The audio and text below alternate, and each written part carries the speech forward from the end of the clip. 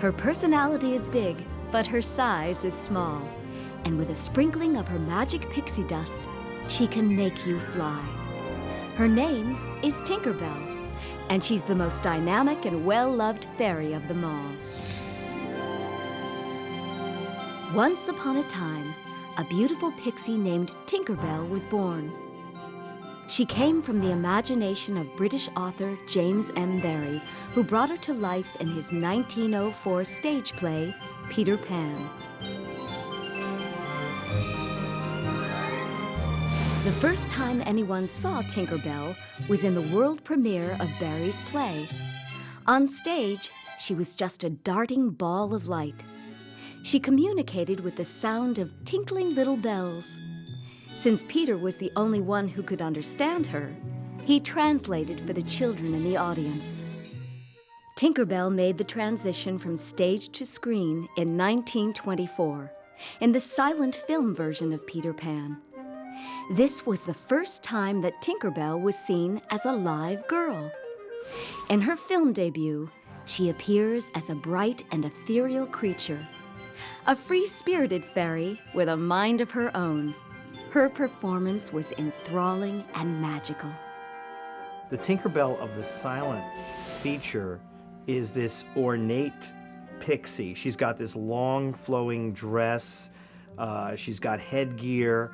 Her hair is out. I mean, she's clearly a magical elf character.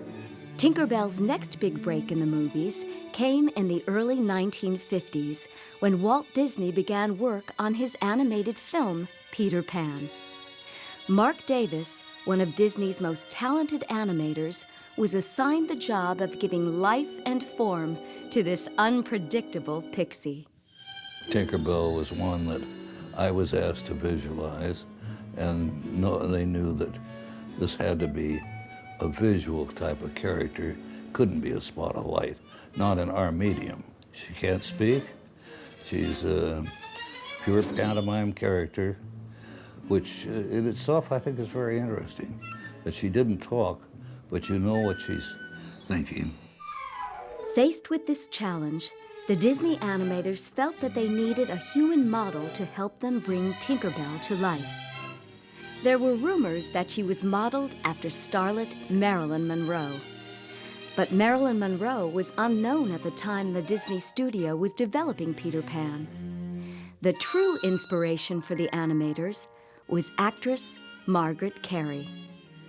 It's magic for me to be able to say, yes, I was the reference model for Tinkerbell. I would walk in, and Mark and Jerry Geronimi would be sitting next to the camera, and they would show me storyboarding that they did, what they had in mind, and they would talk very quietly to me of what they wanted, and they would mark the area that they wanted me to work in.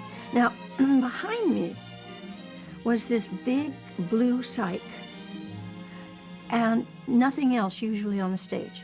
Once in a while, there was a prop.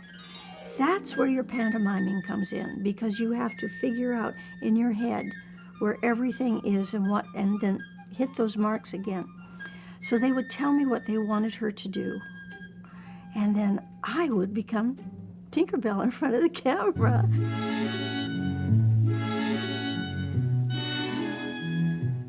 Released in 1953, Walt Disney's Peter Pan was a great success. Tinkerbell's larger-than-life personality and fierce independence made her a favorite of boys and girls of all ages. Tinkerbell was now a star. So I think there's this great sense of humor about Tinkerbell. There's this great kind of wry understanding. She looks like an innocent little character. She's not innocent at all. And, you know, certainly if you were a little boy growing up in that era, you liked Tinkerbell a lot because she's mighty pretty. One thing everyone needs to know about pixies is that they are ruled by their emotions. Even Tinkerbell can have a hot temper. And so Tinkerbell expresses her emotions. There's no hiding it. There's no subtlety. There's no idea of being quiet and demure. whatever she thinks is out there. Tinkerbell lives truly in the moment. Saved my life. Because fairies are so small and always on the move, they unfortunately only have room for one emotional feeling at a time. The one emotion Tinkerbell couldn't control was her love for Peter Pan. Well, Peter just took her for granted.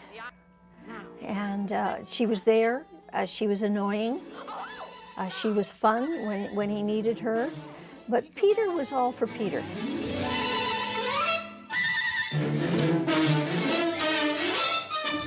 Tinkerbell is from Never Never Land, a place where there aren't any rules.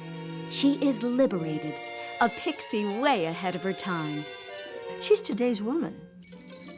She's absolutely today's woman. Women can do anything. I'm going to try this, I'm going to do whatever it is.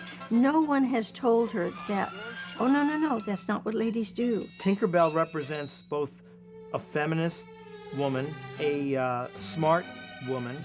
Tinkerbell has it all. A modern fairy who makes her own decisions, living life to the fullest.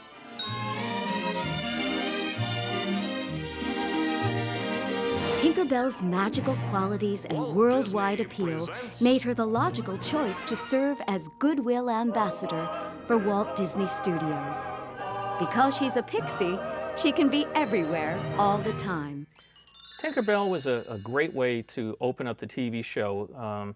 It was a great way to bridge segments of the TV show, and it was also great to link the live-action parts of the park when she would fly across the castle and introduce the fireworks. She was really the gatekeeper. She was the one that would open the door and say, here's this wonderful world of Disney. Even now, Tinkerbell's influence continues. The character of Ariel in The Little Mermaid was inspired by the free-thinking Tinkerbell. Tinkerbell pioneered the independent spirit and take-charge attitude of a whole new generation of Disney's leading ladies. And because of Tinkerbell's popularity, it's no surprise that she'll soon be starring in her own animated feature. Tinkerbell to me is magical, she's fantasy, and she's really beautiful. Tinkerbell has always, to me, represented the magic of Disney. Tinkerbell not only personified Disney magic, but the new power of women. She's still just as adorable as she ever was. She is this feeling of freedom and adventure that people want. Tinkerbell is a timeless character, the very essence of all that is possible when a fairy is true to herself. And in the end, Tinkerbell continues to live happily ever after and will always provide the invitation to an ever-awaiting world of magic for children of all ages.